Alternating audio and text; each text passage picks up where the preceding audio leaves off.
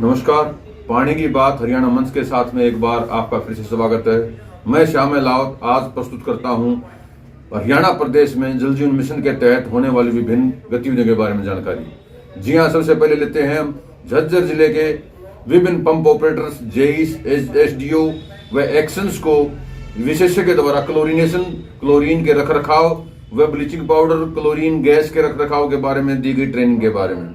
जी हाँ, झज्जर के PWD rest house में विशेषज्ञ द्वारा एक ट्रेनिंग का आयोजन किया गया, जिसमें मुख्य रूप से क्लोरीन गैस के रखरखाव के बारे में, उसके प्रयोग के बारे में विस्तार से जानकारी दी गई। उन्होंने बताया कि क्लोरीन जो उत्पाद है वो न केवल अकेली जल की गुणवत्ता एवं शुद्धता के लिए अहम भूमिका अदा करता है, बल्कि यूं कहें हमारे कपड़े, हमारा भोजन, दवाइयां, पेस्टिसाइड्स, हमारे जूते, यहाँ तक कि जो हम कॉस्मेटिक्स यूज करते हैं उनमें भी कहीं ना कहीं क्लोरीन का यूज होता है। लेकिन इस क्लोरीन का रखरखाव सबसे अहम है, विशेष तौर पर जो हम पंप जो ऑपरेटर्स हैं उनके लिए जो वाटर वर्क्स पे यूज की जाती है। वाटर वर्क्स पे यूज की जाने वाली क्लोरीन गैस की सिलेंडर बेहद अहम है। उनके रखरखाव का सबसे खतरनाक पहलू ये है कि अगर उनका ठीक से देखभाल ना की जाए, उनके रखरखाव के बारे में उनके पूरी विशेषज्ञता ना हो तो वो घातक भी साबित हो सकते हैं। इसके लिए साथ ही उन्होंने आम पब्लिक को भी इसके प्रति अवेयर करने की जानकारी दी कि किस प्रकार यदि पब्लिक प्लेस पे अगर क्लोरीन गैस का रिसाव होता है तो उससे कैसे बचाव किया जा सकता है। इस अवसर पर अधीक्षक अभियंता public health department Shri Amit Shaukeen ji, XENs Rupesh Chandra, Ashwini Sangwan, Om Singh Rana व अनेक एसडीओ सहित जिले के सभी जेईज व विभिन्न वाटर वर्क्स से आए हुए पंप ऑपरेटर्स इस अवसर पर मौजूद रहे। इस दौरान अनेक व्यक्तियों द्वारा इस क्लोरीनेशन के बारे में, क्लोरीन गैस के रखरखाव के बारे में विशेषज्ञ से जानकारी ली, उनसे राय ली और उनकी विशेषज्ञता का लाभ उठाया। आज का कार्यक्रम का उद्देश्य ये था कि जितने भी लोग क्लोरीनेशन से कनेक्टेड हैं, सोडियम हाइपो वगैरह डालते हैं, उन सबको अपन जो है एजुकेट करें, उनको शिक्षित करें, क्लोरीन के बारे में पूरी जानकारी दें। उसके अलावा क्लोरीन के जो खतरे हैं उनके बारे में जानकारी दें, उनसे बचाव ये कैसे हो जिससे दुर्घटना की संभावना पूरी तरह ख़त्म हो जाए। ये प्रोग्राम का मूल उद्देश्य था जो अपना पूरा हुआ, और आगे भी जो अलग अलग डिस्ट्रिक्ट में प्रोग्राम होने वाला है वो भी धीरे धीरे पूरा हरियाणा अपने को इसमें कवर करना है। और हरियाणा भारत में एक पहला राज्य होगा जो ये इनिशिएटिव लेके पहला राज्य बनेगा जिसने अपने सब जिलों को इसमें कवर किया है। और आगे भी मैं उम्मीद करता हूं कि हरियाणा में क्लोरीन की सेफ्टी के बारे में अग्रणी राज्य बने और लोगों को शिक्षित करे। आप मानते हैं क्या इसका सबसे बड़ा प्रभाव हेल्थ पर पड़ता है? जैसे क्लोरीन अगर किसी ने अंदर ले ली तो आपका उसका जो श्वसन तंत्र पूरी तरह नष्ट हो सकता है। आदमी की बहुत ज़्यादा क्लोरीन खाने से उसकी डेथ भी हो सकती है। तो ये सब खतरे बहुत इसमें ज़्यादा हैं, इसलिए अपन ने इसको ध्यान दिया है कि ज़्यादा से ज़्यादा लोगों को ट्रेनिंग दिया जाए। अगर क्या बचाव का क्या तरीका है? हाँ, बचाव का तरीका ये है, देखो बचाव में ही सुरक्षा है।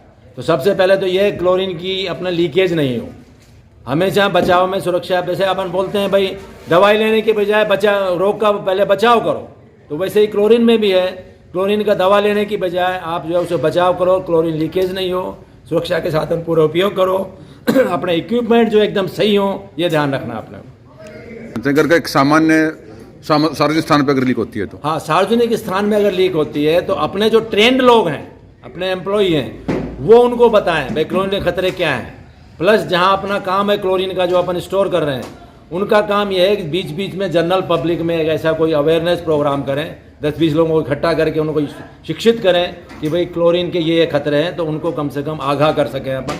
और सबसे बड़ी बात यह है, जो लोग क्लोरीन से संबंधित नहीं हैं उस जगह से तुरंत हट जाएं और हवा की विरुद्ध डायरेक्शन में जाएं। जिधर से हवा चल रही है उससे विरुद्ध जाएंगे तो वो कम से कम समय में खतरे से दूर हो जाएंगे। ये जनरल पब्लिक के लिए मेरा संदेश है। हाइट के अनुसार जो ये प्रभावी होती है उसके लिए जो, हाँ, उसमें ऐसा है जैसे मान लो आप ग्राउंड फ्लोर पर हो तो जनरल पब्लिक से मेरी रिक्वेस्ट ये है कि ऊपर वाली फ्लोर पर चले जाएं। और मान लो ऐसा स्थिति है कि भाई आप कहीं जा ही नहीं सकते तो अपने घर में बंद हो जाइए, सब खिड़की दरवाजे बंद कर लीजिए, और दूसरा सब जो है पंखे वगैरह सब बंद कर दीजिए, तो उससे आपका बचाव हो जाएगा। आज alkali manufacture association of India के सहयोग से जन स्वास्थ्य विभाग द्वारा BNR रेस्ट हाउस के कैंपस में एक ट्रेनिंग सेशन का आयोजन किया गया। इस सेशन के दौरान क्लोरीन के इस्तेमाल और क्लोरीन के कारण होने वाली दुर्घटनाओं के बारे में हमारे यहाँ आए ट्रेनर श्री योगेश चंद्र स्वामी जी ने बताया कि किस प्रकार से आप क्लोरीन को हैंडल कर सकते हैं और यदि आपके साथ कोई दुर्घटना हो जाती है तो आप उससे कैसे पार पा सकते हैं। यदि आपकी गैस की कोई लीकेज हो जाती है तो आपको उसको कैसे कंट्रोल करना है, स्वयं को बचाते हो और लोगों को बचाते हो। अब हम बात करते हैं सिरसा जिले के एलनाबाद ब्लॉक में की जा रही वीडीसी ट्रेनिंग की। जी हां, village water and sewerage training. यह ट्रेनिंग WSO स्टाफ व PHED के सहयोग से की जा रही है। इस ट्रेनिंग के माध्यम से ग्राम जल एवं सीवरेज कमेटी के सदस्यों को न केवल जल जीवन मिशन के बारे में अपितु जल जीवन मिशन के तहत गठित की गई वीडीसी कमेटी में उनके कार्यों, उनकी शक्तियों व उनके विभिन्न कार्यों के बारे में विस्तार से जानकारी दी गई कि किस प्रकार इस कमेटी में कौन कौन व्यक्ति मौजूद हैं, उनके क्या भूमिकाएं रहेंगी और उनका क्या योगदान गांव की जल पेयजल वितरण में हो सकता है। इस अवसर पर जिला कंसल्टेंट राकेश सोगलान ने जहां वीडीसी कमेटी के बारे में, जल जीवन मिशन के बारे में विस्तार से जानकारी दी। उन्होंने बताया कि वीडीसी कमेटी का गठन गांव के में जो पेयजल आपूर्ति है उसके रखरखाव, वितरण व अन्य कार्यों के लिए किया गया है, जिसका मुख्य उद्देश्य गांव को पेयजल आपूर्ति के बारे में आत्मनिर्भर बनाना है। यह केंद्र और प्रदेश सरकार की अहम योजना है। इस योजना के तहत गांव स्वावलंबी बनेंगे और ग्राम पंचायतें वीडीसी कमेटी के माध्यम से गांव की पेयजल आपूर्ति का रखरखाव कर सकेंगी। वहीं इस अवसर पर BRC हरि सिंह ने पेयजल के बारे में विस्तार से जानकारी दी, उसकी गुणवत्ता शुद्धता के बारे में विस्तार से जानकारी दी। यही नहीं, पेयजल को धार्मिक कार्यों से जोड़कर उन्होंने न केवल पेयजल के बारे में प्राचीन तथ्यों के साथ पेश किया, अपितु वर्तमान समय में भी पेयजल संरक्षण की भूमिका में अहम योगदान आम ग्रामीणों, विशेष तौर पर महिलाओं का बताया।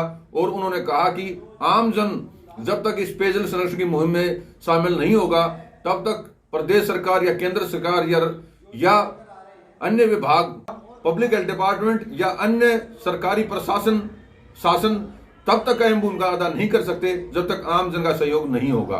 अतः आम जन इसमें बढ़ चढ़कर भाग ले। इस अवसर पर BRC Sitaram, BRC doctor Baldev, BRC प्रेम, BRC राजेश के अलावा वहीं ISA की DPC रचना के अलावा अनेक जो विशेषज्ञ हैं उन्होंने जल जीवन मिशन के बारे में, पेयजल संरक्षण के बारे में या पेयजल से संबंधित विभिन्न तथ्यों के बारे में विस्तार से जानकारी दी। इस अवसर पर विभाग के अनेक अधिकारी भी मौजूद रहे। Please like and subscribe my YouTube channel Haryana Mensch and also press the bell icon so that you will be notified every time when I upload a new video. You can also follow me on other social media handles like Instagram, Facebook and Twitter. The link will be given in the description box, so please check it out. Thank you.